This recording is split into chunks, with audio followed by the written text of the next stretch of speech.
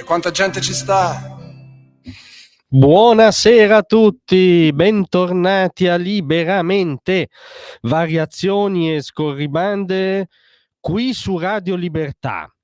Allora io non so se esista davvero Ilaria Salis a questo punto o se ci sia un algoritmo che costantemente crea contenuti rispondendo alla domanda quale può essere la cosa più caricaturale che avvalora tutti i bozzetti dei beceri destrorsi sulle follie radical chic. Ecco, buttiamola fuori perché si aggiorna costantemente, no, questa galleria delle esternazioni di Ilaria Salis o dell'algoritmo che c'è dietro. Ora non voglio indagare ulteriormente, ma siamo veramente alla neolingua salisiana, perché siamo ben oltre gli occupanti abusivi di case che sono persone che risolvono l'emergenza abitativa, che è già un'equazione abbastanza brillante, ma qui siamo agli scafisti come tassisti del mare, seriamente sostenuto, ma sostenuto tra l'altro non in un post alle 3 di mattina, magari che è uscito un po' così al momento, senza adeguata riflessione. L'onorevole che rappresenta gli italiani all'Europarlamento, non è che l'Europarlamento io sia come dire, la mia assemblea di riferimento, però pensare di essere rappresentato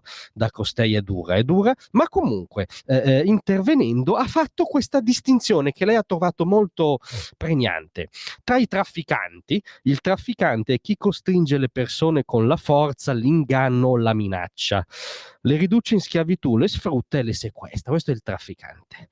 Poi però c'è il tassista del mare, l'accompagnatore, non so come vogliamo chiamarlo, il benefattore, perché c'è, parole sue, chi semplicemente organizza l'attraversamento di un confine chiuso. Sì, i confini tendono a essere chiusi, insomma, o chiudibili, via, ecco, i confini aperti fa parte degli tanti ossimori della lingua salisiana. Comunque, chi organizza l'attraversamento di un confine chiuso per persone che hanno scelto volontariamente di partire e pagano per il servizio. Una transazione come quando ordinate Uber o un autista, insomma, ecco, e lo ha ribadito, un servizio basato sul consenso e che non avrebbe motivo di esistere se ci fossero vie legali e sicure per la migrazione.